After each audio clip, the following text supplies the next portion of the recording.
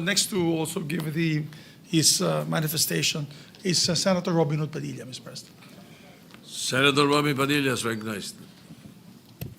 Maraming salamat po, Ginoong Pangulo, at sa atin pong pinunong mayorya. Bago ko po umpisahan ang aking manifestasyon, meron lang po akong isang maikling video.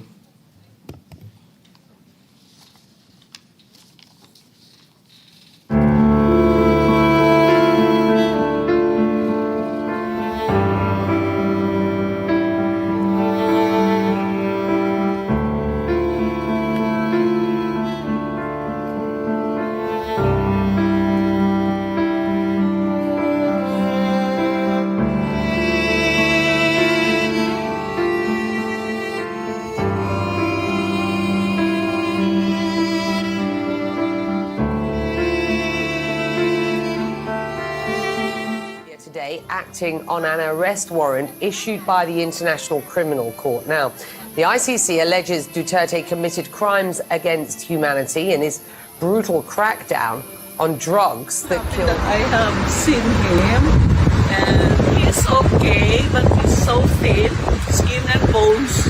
Former president's team sought an indefinite suspension, stating that Duterte is supposedly not fit to stand trial.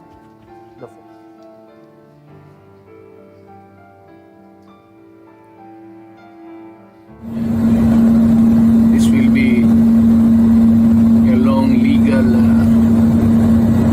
proceedings. But I say to you, I will continue to serve my country at so be it. Kung ganun ang destiny ko. Salamat.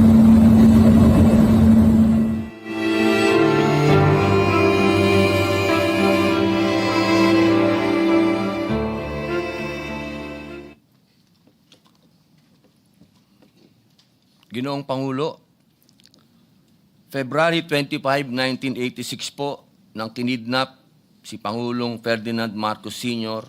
mula sa Pilipinas patungong Hawaii. Kasabay po ito ng People Power. September 7 po, 1993, nailipad ang katawan ni Ferdinand Marcos Sr. mula sa Hawaii papuntang Pilipinas. November 18 po, 2016, sa isang pribadong seremonya, inilabas ang labi ni Ferdinand Marcos Sr. mula sa Ilocos Norte, dinala sa libingan ng mga bayani sa Taguig, Metro Manila, at doon po siya inilibing. Kapag binilang po ang mga taon, magmula po noong 1986, papuntang 1993, kung saan po siya ibinalik, sa Ilocos Norte, 7 taon po yun, 7 buwan. At noong naman siya po ay nailibing, 2 taon, 23 taon.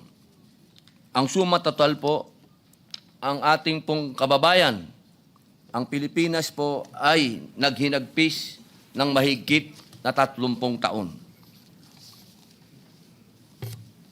Sa ating pong kasaysayan, nakita na po natin ang mapait na halimbawa ng pagkakawalay ng isang dating Pangulo sa sariling pamilya at bayan.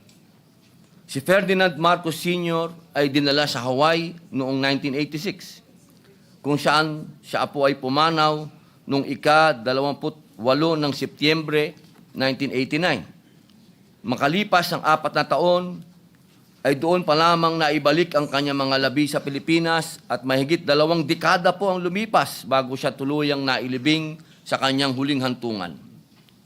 Isang sugat po ito na iniwan sa ating kaisipan at kasaysayan.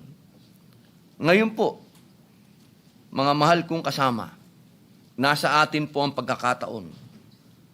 Ang ika-20 Kongreso ay may kapangyarihan at pananagutan na putulin ang ganitong siklo.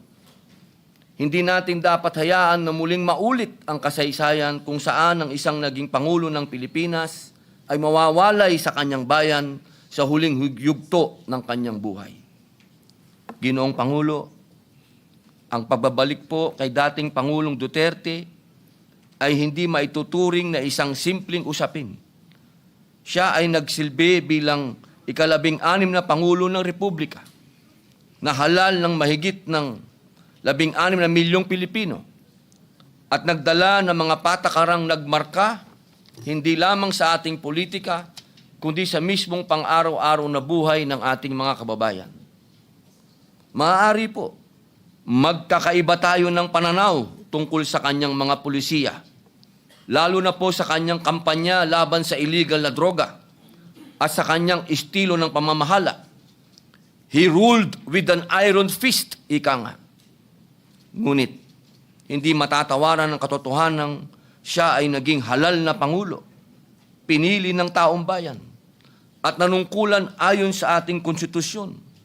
Kung meron mang pananagutan, dapat itong harapin dito mismo sa ating sariling bayan, sa ilalim ng ating batas, at hindi sa hukuman ng mga banyaga. Ito ay usapin ng katarungan at kasarinlan.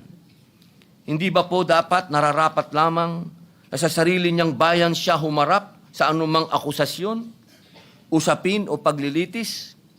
Sapagkat kung sa ibang bansa siya, mapipilitang manatili, hindi ba't para nating ipinahihiwatig na kulang ang ating sistemang panghukuman? Na hindi na ito kayang papanagutin o ipagtanggol maging ang isa sa pinakamataas na pinuno ng Republika. Higit po sa lahat, ito po ay usapin ng pambansang dangal ng pagkakaisa. Sa pagbabalik ng dating Pangulong Duterte, ipinamamalas po natin na ang Pilipinas ay hindi nagtatakwil sa sarili nitong anak, lalo ng isang naging pinuno ng bayan. Pinipili natin ang katarungan kaysa sa kapritsyo ng iilan. Ang pagkakaisa ay dapat po nating yakapin, hindi ang hidwaan.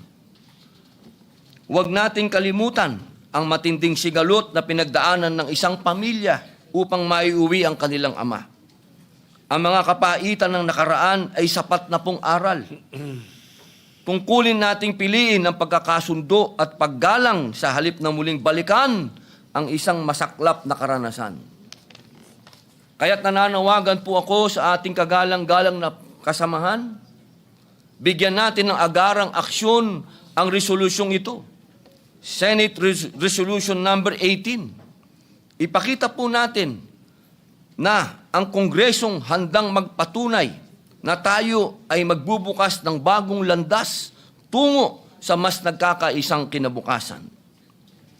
Hayaan natin ang kasaysayan ang magsabi na sa ilalim ng ika-20 Kongreso, si dating Pangulong Rodrigo Roa Duterte ay naibalik, muling nakaharap sa kanyang bayan, at dito rin nagwakas ang kanyang paglalakbay.